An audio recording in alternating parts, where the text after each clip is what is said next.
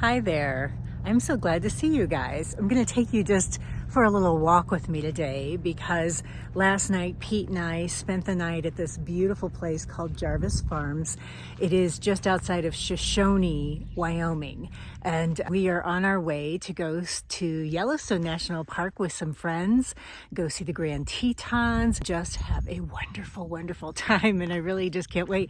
Oop, that's Ella in the background. She lives here at the farm, and I don't know if you guys can see all this, all these beautiful rows of fruits, vegetables, trees. We picked fresh raspberries, fresh strawberries last night and ate them right off the vine because everything's organic. It's amazing. And I'm just taking a walk before we leave because I wanted to talk to all of you today about pillar number 9, which is our business structures and systems. I think Ella might be going with us today. Can you guys see her? I love that. And the reason that I really talk a lot about business structures and systems is because if you have the right systems in place, you can do things like this. Pete and I probably RV 15, 20 weeks a year, believe it or not, and I can work from the road. Isn't that, I'm going to pause for just a minute because I think a lot of you, you're gone 15 to 20 weeks a year. Yes, we are, and we love it. And we have the opportunity to stay at these beautiful places. Look at this. I just can't get over how pretty this is. We sit right back here is a big river or reservoir that flows through. I just thought this was so pretty. I wanted to show it to all of you. But we can do this.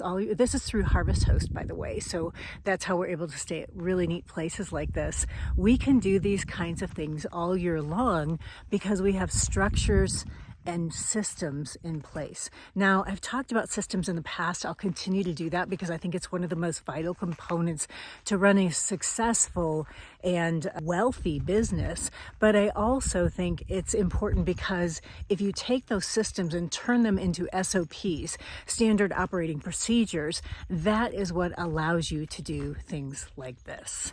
So that means the difference between a system is something that you create, and an SOP is how you take those systems, turn them into SOPs, standard operating procedures, so you can teach someone else how to do it. Everybody with me? So the difference is a system is how you do it. An SOP is how somebody else does it. So that's the key to success. So take all those great systems that we talk about, that I'll always continue to talk about, always continue to give you tips and strategies on, and turn them into SOPs. So now you can show your team how to implement those. And that is really how you're able to get things done successfully and consistently, because consistency is the key to success, right? We talk about that all the time. So how do you do that? How do you turn your system into an SOP? Well, there's lots of ways to do it, but I don't think it needs to be hard.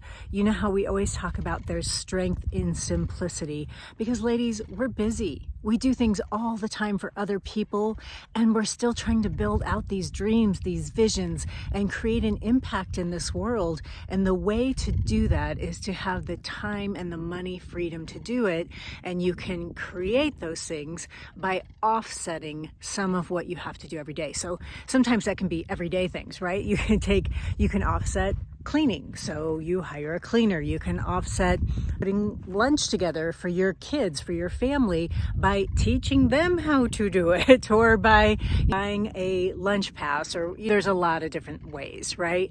But in business, we want things to go. And so that means you have to really be able to create that SOP. I'm going to turn around here real quick because it's so fun to be here. And I think this is part of the beauty of creating the lifestyle that we want, right? But can you guys hear and see those birds out there in the field? They're enormous. I love that. Oh, I love this. My dad had a 400-acre farm. Both my grandparents had farms, and I just love the feel of this. And I just love being able to be here. And guess what? I'm still doing a video today. I still wrote a blog for all of you today. I created a W.I.N one sheet for all of our W.I.N members that you can download on the website. I did a marketing posting for real estate. I did all that in a short period of time because I have systems in place and because I was able to do it from here because I have systems in place back at my office. And guess what the best system of all was? While I was writing that blog for all of you, Pete got the RV all ready. He cleaned, he vacuumed, he emptied the trash, he made the bed, he pulled in the sides. Now that to me is a great system. That's a great SOP, right? I was like, oh baby, you are so sexy when you clean and empty the trash and all that stuff. Anyway, I digress. So here's the scoop, you guys. I want to teach you how to create an SOP. And as always, I created the W.I.N one sheet for all of you W.I.N members. So you can just go right to the website and download that. But for everybody else that's listening and all of my wonderful W.I.N-hers out there, an SOP is basically based off of your system. So you have to have, number one, a procedure, right?